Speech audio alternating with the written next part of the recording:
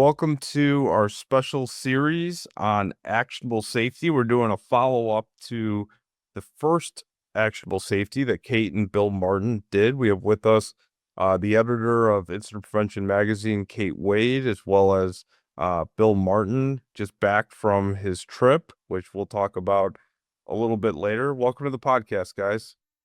Thank you. So we wanted to talk about a little bit more in depth of what we covered in the first series, or first podcast about actionable safety. And Bill and I were talking a little bit this morning, and I had listened to a really good podcast where we talk about signal and noise. And I think in the safety industry today, there's a lot of noise, and signal is the mission you're trying to do, the thing you're trying to get accomplished, the connection you're trying to make, the important piece in your life that you're trying to accomplish. And there's a lot of noise out there, and you need to figure out how to silence that noise and focus on the thing you're trying to accomplish. And something Bill has always brought up that I've learned is, what are you going to do Monday morning that's going to affect actual change? What are you going to try Monday morning, change something for the better? And as we were talking, we discussed that point, but I think there also needs to be an added note to that of buy-in. You can have someone going to work Monday morning that is excited to try something they learned, maybe at the IP conference or maybe from a podcast Bill put out. But what are your coworkers, when you go to work, you have your team there, or maybe it's management, and they say, "Oh no, that's stupid. We're not doing that," or whatever. And it may diminish the experience and not get the outcome you're after because you don't have buy-in. So how do you create, we'll start with that. How do you create buy-in? And it's a really hard topic, I think, to cover from your coworkers, from management, about a safety program or a safety initiative that you want to try and take action on. I don't know, Kate, do you want to kick in on that? Or even in incident prevention, you have that struggle, right? I mean, how to get everybody to buy into the same theme that you're trying to produce.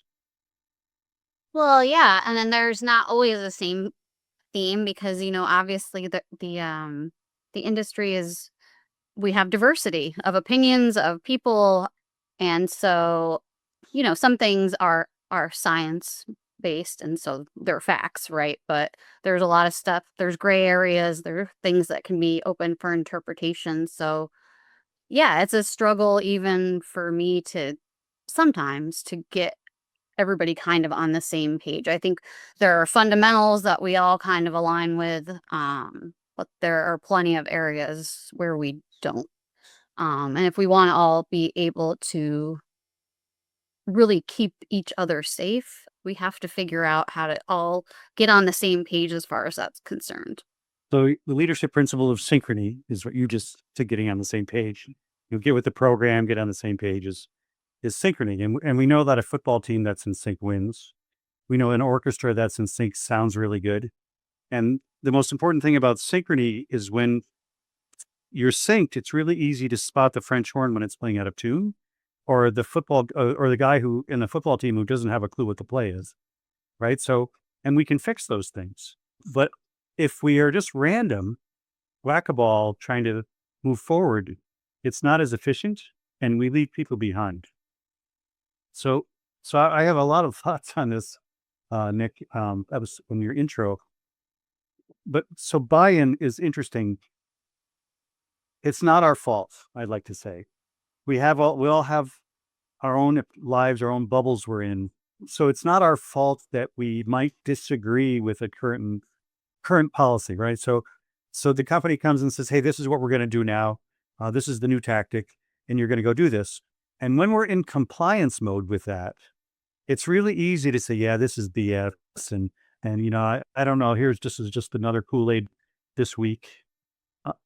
But if we turn that around and create an engaged workforce to where we actually want to know what they think, those fork words, what do you think? Then they get to test and evaluate these new ideas. And buy-in is, I think, Nick, is just a natural part of the process then. Because and if we listen to their feedback, if I want to try something new and I got somebody saying, "Hey, dude, that's just stupid." Well, how do you know that without trying it, right? And it's not that guy's fault. It's that he's been scorned from the industry. So we have a lot of wounded workers out there, right? That have been trying to comply, and then something happens and they're called out for not following a process or a procedure. But the problem really isn't that they didn't follow the process or procedure. It's what was driving their decision, what kind of culture exists and what kind of environment exists that's driving their decision not to follow the process or procedure. Does that make any sense to you? Yeah.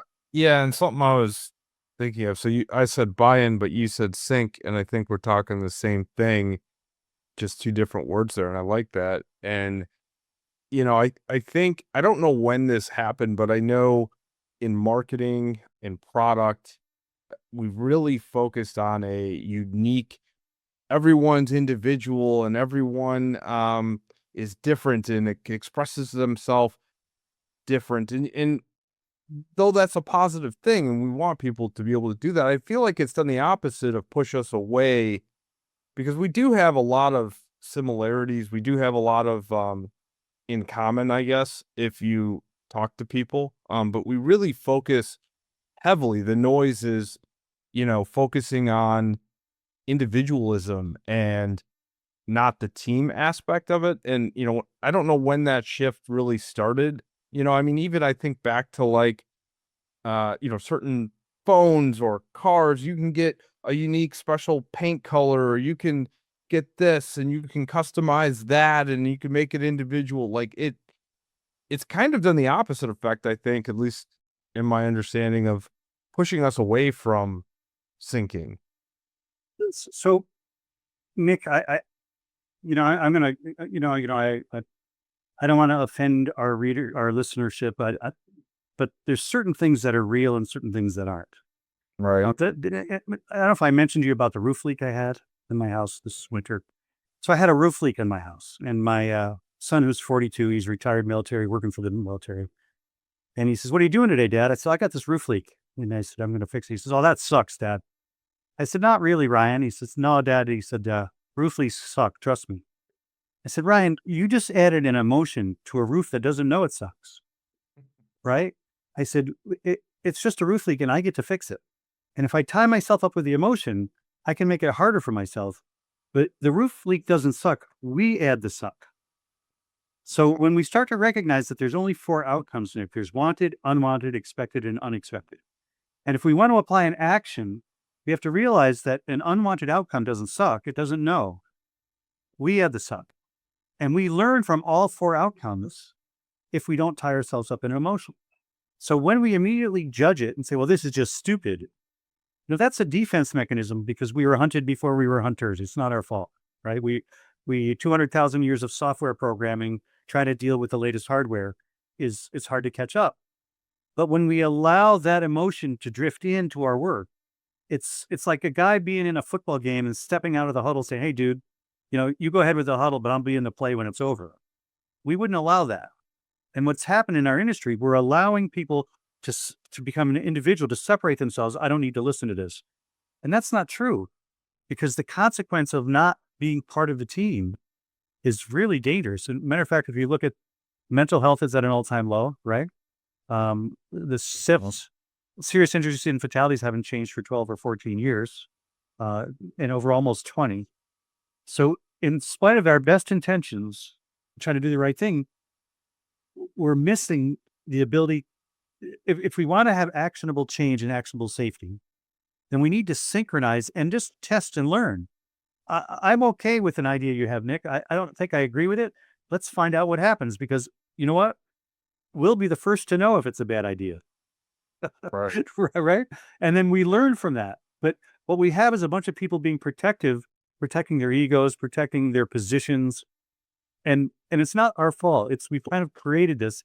So the mindset reset that has to happen right now, if we want an actionable change, is to learn how to sync and be willing to test, evaluate, and provide feedback on the next thing.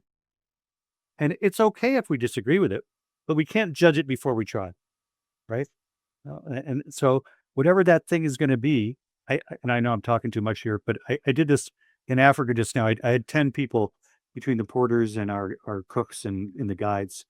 Wait, I don't think anybody knows where you went or what. So Back up and tell them.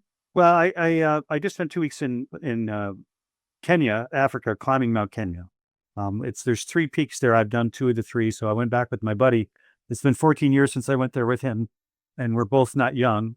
So we attempted to climb a 17,000 foot climb that has about 1,800 foot rock climb. I made it through 13 pitches and ran out of time because evidently I'm slower than I was 14 years ago. Weird. But I was at 16,500 rock climbing, 16,500 feet, which is just amazing. It's just beautiful. But so when all the people got together, these guys are carrying all of our gear and cooking us hot meals. And so I gave them all a blank puzzle piece to start with. And I said, look, and I asked the lead guys, look, can I do a couple things with your guys every day just for about 10 minutes? They said, sure. So the first day I gave them all a blank puzzle piece. I said, listen, this is to remind you that everyone has a piece of your puzzle, right?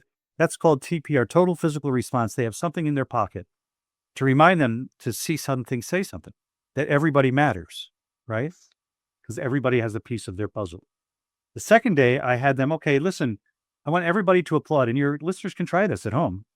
Or at work, have everybody in the room just applaud, and there'll be individual applause, right? And they'll just be clapping. And I said, all right, let's do that again. But this time I want everybody to clap at exactly the same time. Go. And they start, and within 3 to 5 seconds, they're all synchronized, clapping in sync. And then on the third day, I said, listen, remember what you just did yesterday? Yeah. This time I want you to start clapping in sync and then speed up. And then I asked them, listen, who is in charge of that? Who is the leader of that clapping exercise? And there isn't anybody because they're all synced. We're able to connect our brainwaves and synchronize regardless of our beliefs, our religions, our genders, right? We can synchronize at will or just clap individually. And we end it with one mind, one purpose. And that this transaction of climbing is a transaction between the mountain and us and the team that's helping us. It's a transaction between all of us. And remove any part, the cooks, remove the guides, remove the porters, remove us, the climb doesn't happen. So all parts are equal. One mind, one purpose. And they were going around saying that, brothers of different mothers, and we're one mind, one purpose for the rest of the trip. Yeah. And I think that I don't get that feel on the job site these days, that we don't recognize. We think our purpose is our paycheck, but our purpose is our intention, right? This industry that we're in, there's only 800,000 people in the industry in the whole country. Only 125,000 linemen, 187,000 electrical engineers, right? A drop in the bucket compared to 1.3 million lawyers and 1 million physicians and 22.5 people working from home and 12 million restaurant workers. The reason the people listening are in this industry is because they're the only ones who can do it. That's their purpose. The paycheck is an emergent property of their purpose. And if we want to have actionable change, we have to realize we have to come from a position of intent and purpose to do the work as best as we can to keep America's lights on. That's our purpose. And I think when we start synchronizing in purpose, I think we're going to see a huge change in mental health.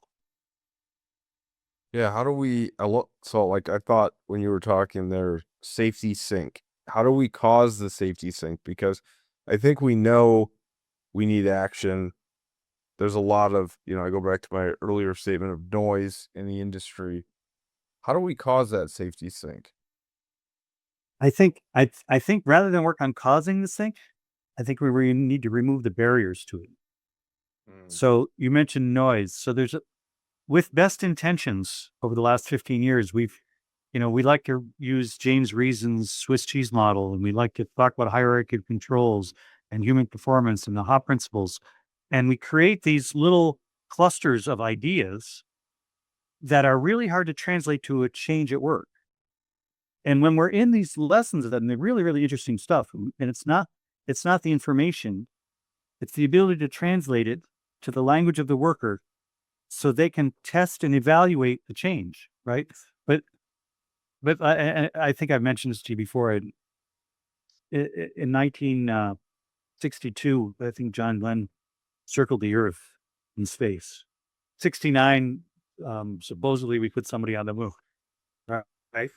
6,000 years before that, we invented the wheel. But it took till 1972 to put wheels on suitcases. It isn't the lack of knowledge. It was the ability to translate that knowledge to that application. And in 1987, a pilot figured out you could turn the suitcase sideways so to be narrower in the aisle and put the wheels on the side. So it's not to all due respect to all the really good information and safety stuff has been really, really good. All the academics and knowledge is there. But the language of the worker who works, their mind is in their arms and their feet and their hands, not just in their heads. Right? So in order to translate that information to the language of the worker, you mentioned it, they need to buy into it. And the best way to get buy-in is to remove the barriers to giving them the opportunity to test and evaluate. Because I think sync happens by itself. Is this making any sense, Kate? Or is it too deep? Yeah, I just keep thinking about, and I will probably get weird here for a second, but do you remember a few months ago when, I think it was like Elon Musk or somebody that said, that empathy is like Western civilization's weakness or whatever. And, he wants to like cure empathy. He thinks people should care about each other, but that it's also like some kind of weakness. And all I can keep thinking is that I feel like safety and all the kind of stuff we're talking about comes back to like basic kind of things, like, okay, so like we're at work, we're part of a crew or a team or whatever. Like, in my office, it's like, Nick and I work together. I work with Carlin, I work with Melissa, we all work together, blah, blah, blah. And part of being able to do that well is like the psychological safety, which I think comes in part from the empathy. Like if you work in a place where that yes, you're going to be held accountable for like what your role is, but that like if you don't feel well, if your child is sick, if you have something else to do that day that's really important, that the people on your team support you and you guys all support each other. So you're building this psychologically safe group so that when things go wrong or whatever, you can be candid, you can be direct, and you can say the things that you need to say to affect, whatever you want to happen. So it's like, I think that like many things, we overcomplicate it. And I think what's happening in society, at least, and this is just my perspective, but it's because we've become a lot more separate.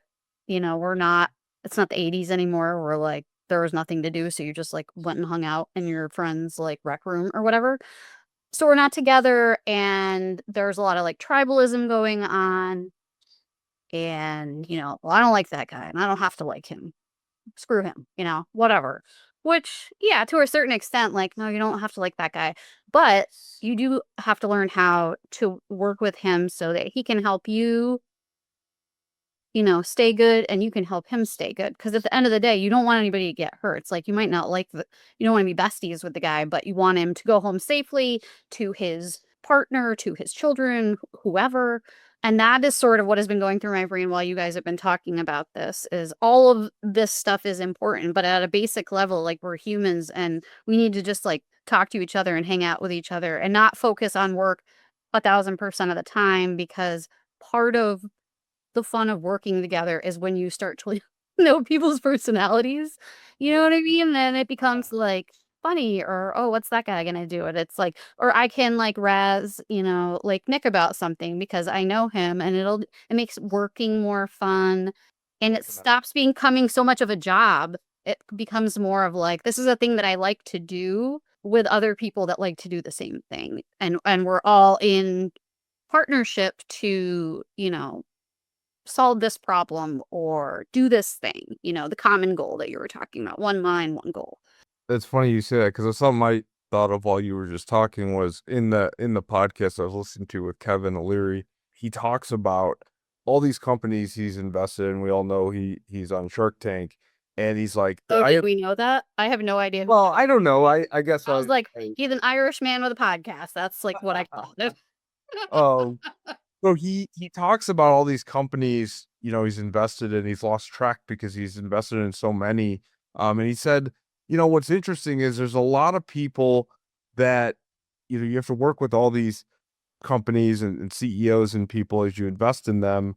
And he's like, there's people that are both in my company and in the companies I've invested in that I don't like. I don't like them as a person, but I respect them. And I have them on my team because I respect them and I know what they can do. And what I think I heard you say kind of along those lines was like, look, you don't have to like your coworker, but respect them, and you can sync that way. That will give you the empathy towards them because you respect them as a worker.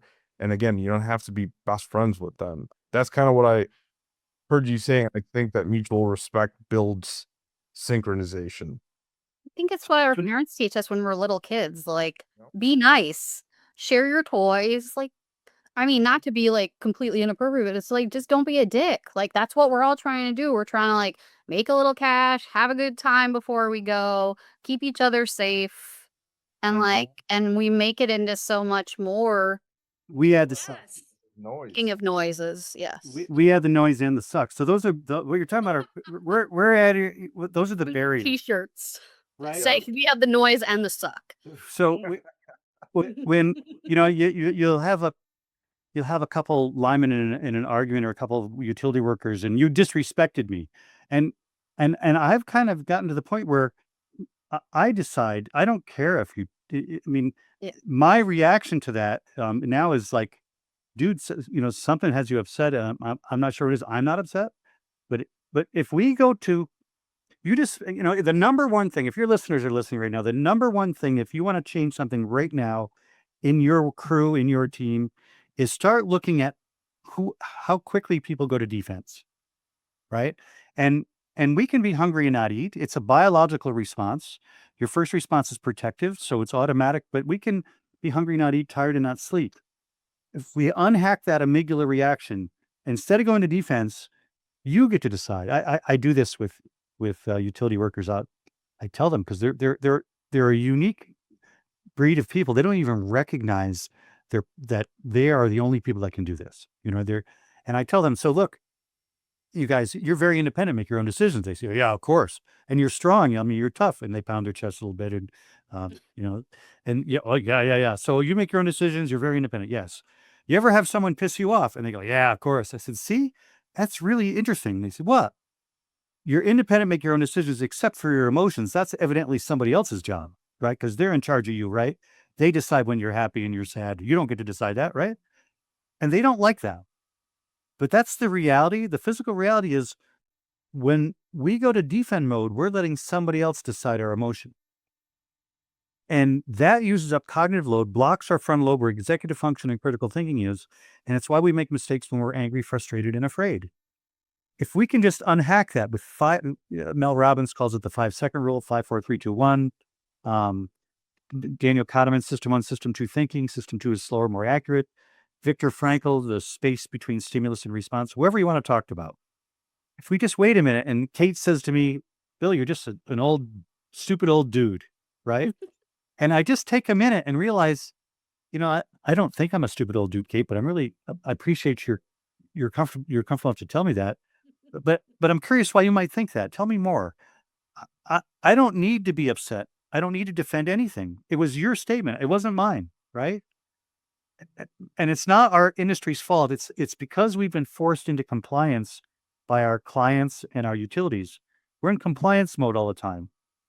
Compliance mode is defend mode. I got to keep doing this, or if I make a mistake, I'm in trouble, right? Mm-hmm. But we can comply and think. Mm-hmm. And when we think collectively as a group and we don't go to defense, now we're in discover mode. You know what I mean? Well, that I'm curious. Why does Kate think I'm an idiot? That's interesting to me, right? And what you've just done is remove a barrier that we created. So yeah. Can you see that, Nick? That's yeah. No, I had an experience actually. Oh no. Not saying but a good friend of mine is getting married, and our mutual friend is, doing the bachelor party and all of that, and he sent a text, about what we were doing and asking for feedback, and I was good with everything. I was like, sounds good, right? Didn't need to respond to that. And he then he was just giving options, and I thought there was going to be like, hey, here's kind of what we're doing, and here's the cost associated with each thing, and what does everyone think. He didn't do that. He just said, here's everyone owes me $400. And I was like, well, we're not staying anywhere, and we're not going anywhere. We're staying at home. It's a 1-day thing. And I just asked, I said, why is it so expensive? Can you just tell me what it is? Give me a breakdown, and he got really defensive, and he got pissed. Like, he's like, and I'm not going to swear, but he, made a comment like, I didn't know we need an itemized bleeping list kind of thing. And I'm like, whoa. I said, and something that you just stated was like, I'm not upset. Why are you upset?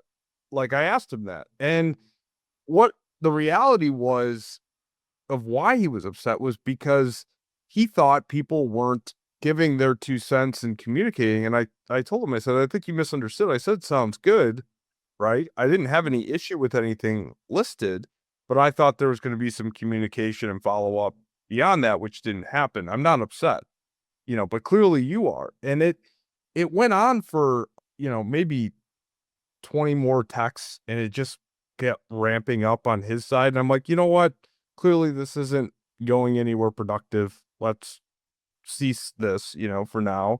I talked to him. Desist. Cease and desist. And I talked to him yesterday, and I sent him the money, and everything was good. And sometimes it needs just that break. But I guess my point of that story was, it's weird. Like, I had an out of body experience where I'm like, wait a minute. I'm not upset at all. I'm the one that should be upset because I've just been asked, hey, give me $400, and without any context. And all I asked for was a little bit of clarification, and I got that. And $400 is a lot of money if you're not going anywhere or staying anywhere. Like, That's kind of what beer are you buying? No, it doesn't even include dinner or beer. Yes. But I guess my point of what I'm trying to say is just, I understand that, and I think it's important to not take offense to if someone's upset with you. People are gonna have emotions. We are as folks. So 100%, but it takes practice, Nick. It's like the violin. If you want to learn the violin, you need to practice, right? So, and it's evolutionarily, we are protective, right? That mouse that's out in the middle of the field is uncomfortable when the eagle's flying over, right? That's why my bird bites me all the time, even though he knows that I'm not going to hurt. So, because that's the instinct. So, but in order to start to control that part of who we are, we need to recognize that it exists. So that thing that's triggering you, at work or even at home, right? If your significant other says something and you react to them, that's not a you. It's a biological response from 200,000 years of software programming. But if you just take a minute, you can unhack that. And then, really what we're looking for is the invisible thing. So in safety, when there's an event occurs, we're looking for a safety observation. We're looking for the thing we can see that caused that incident. What is it? And we do an incident analysis, and we're looking for all the things we can see. But often the thing that caused the incident is invisible, right? It's whatever was driving your friend's anger. Mm-hmm. You can't see. It's something. So I talk about the plant idea. So you have a seed, you can see it, and you get a pot and soil and water, and I can grow a plant. But until you make the decision with the intention to grow the plant, the seed never shows up. And the decision intention are invisible, right? Mm-hmm. And I know this sounds a little weird to your listeners, but the thing you're looking for isn't in your view. The thing that caused the incident might have been road rage on the way to work that changed a decision. And once we learn how to connect, Nick, when you and I are talking to each other and you say, look, Bill, I'm a little concerned about what we're about to do. That's first principle work, Nick. That means we can make our decision change in real time. And now that other timeline isn't happening because we listen to each other. And now we're in that first principle space where we're preventing things from ever happening at all, not trying to stop them from happening again. And I think if you want to have an actionable change, you need to take whatever your idea is and apply it to a language that the worker can test and evaluate, and then see what emerges as a product. When you plant the seed, a plant grows, and if it's a sunflower plant, that plant has 500 more seeds, right? Until we get connected and share our idea, nothing emerges from nothing. And when you're in compliance mode, you're become an expert at following the rules and procedures. But expertise is tacit knowledge. It's your experience in the hooks. It's your experience in the substation. And that connection with each other isn't like you're working with people who just spent their whole life in McDonald's, right? It's a bunch of experts in the field that are these rare individuals that can do this work.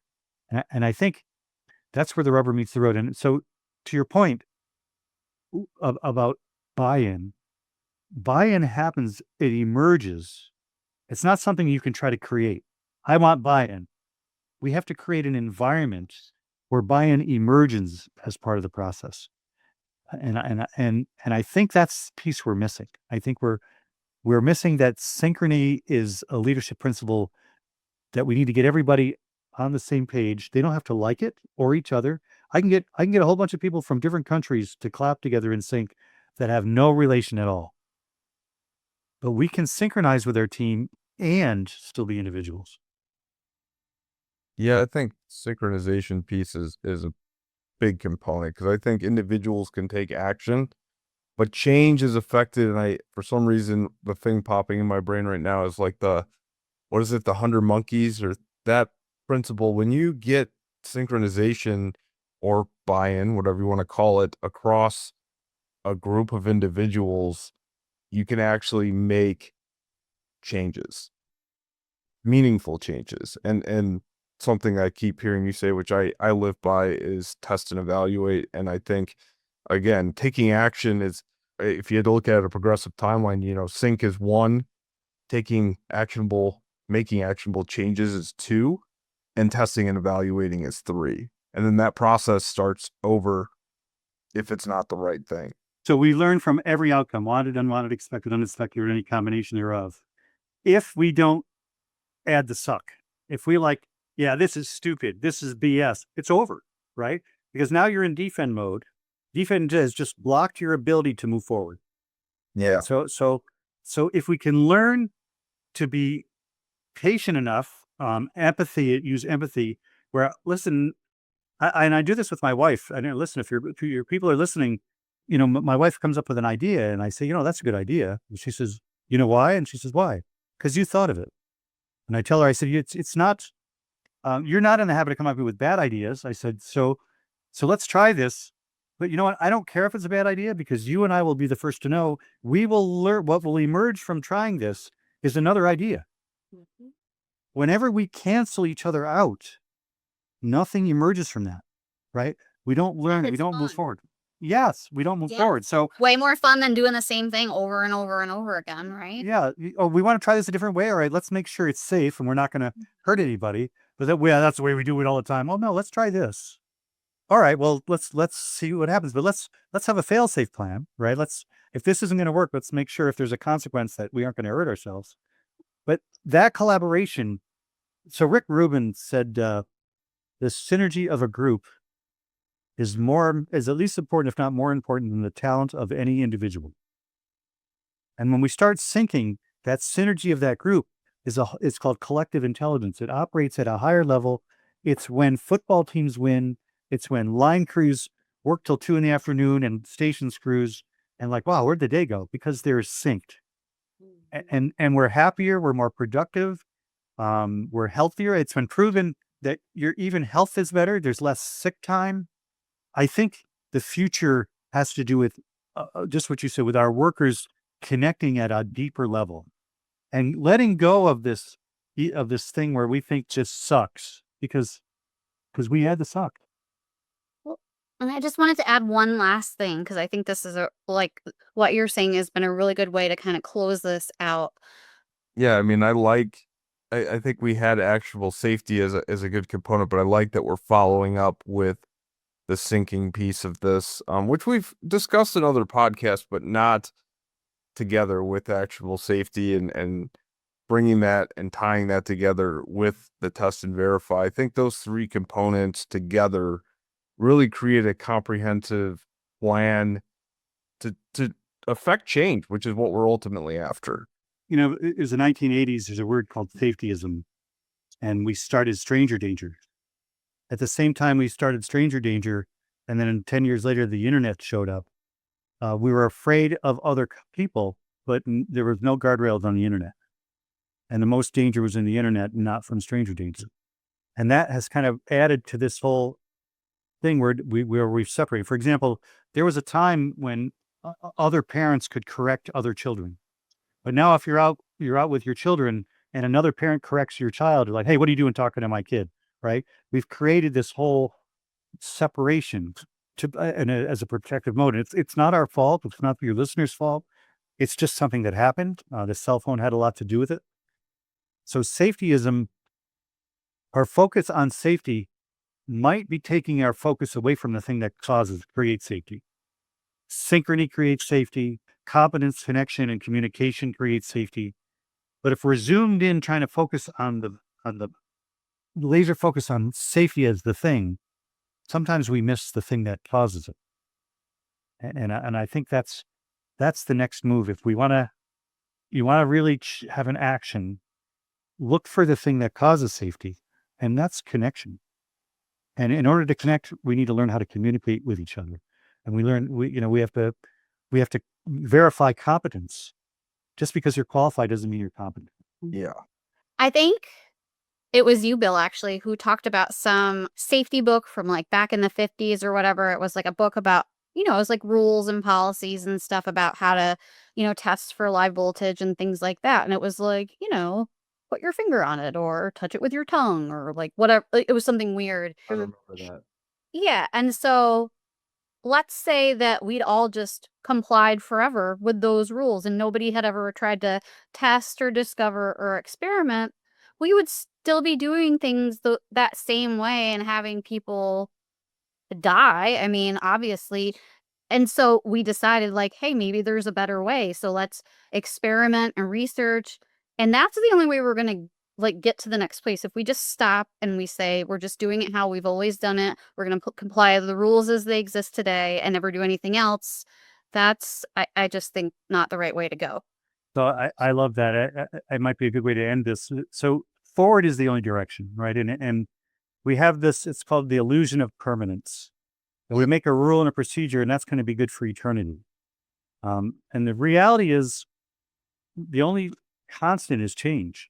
So if we are connected, we'll be in first principle territory and we'll evolve moving forward. But if we're in defend mode, we're always defending something in the past. Well, those hot principles, they're the best. They're really good and really interesting, but we're having trouble translating them to a change at work, or the statistics would change and mental health wouldn't be crashing.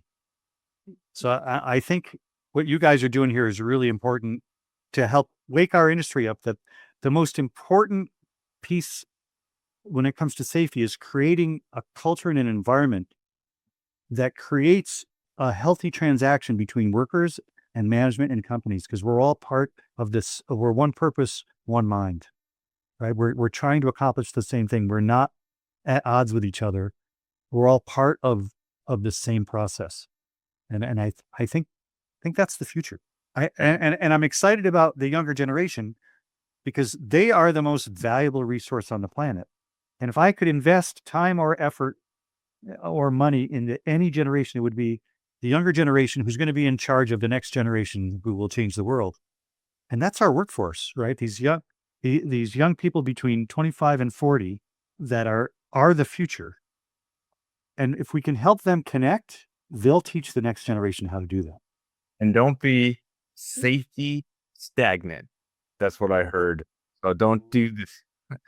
Don't be the person that wants to just comply. I think that's important to move forward in anything you're doing, not only safety, but doing the same thing just because you've always done it. Probably not a great policy. It may be the right thing, but you don't know for sure. So testing, evaluating, and trying other things to move forward, because I think not only in safety, but the rest of our lives. We got to move forward as a country, as a people, as a society. So my core value, there's a core value and a follow-up. I might have mentioned it before, but when we're helping others become the best version of themselves, we're being the best version of ourselves. And our actions are moving pictures of our beliefs. So if you want to test and evaluate something, test that. Test your ability to help everybody around you become the best version of themselves. And if you're doing anything, if you're releasing potential in everything and everyone around you, you will see a positive move. If you're suppressing it or being suppressed, you will feel that, and you won't see that positive move. And that, to me, that's the simple culmination of what we need to do. We need to recognize that we can release the potential in everyone and everything around us, or we can suppress it. And if you're in a suppressive environment, I'm sorry, find one that's not, Absolutely. or change it. Well, with that, we wrap up our second portion of Actionable Safety and expanding on that. And Bill, we always thank you for your critical thinking outside the box. Kate, you as well. I love these conversations that we have together. Yeah. Thanks, Nick. Thanks, Nick. Bill. Thanks, Kate. It's always a pleasure, and I appreciate you guys giving me an opportunity to do this. Well, thank you. And look for the link in the podcast description. We will be posting the link to the first episode of Actionable Safety. And with that, have a wonderful day. The views, information, and opinions expressed during this podcast are solely those of the individuals involved and do not necessarily represent those of Utility Business Media and its employees. It is strongly recommended that you discuss any actions or policy changes with your company management prior to implementation.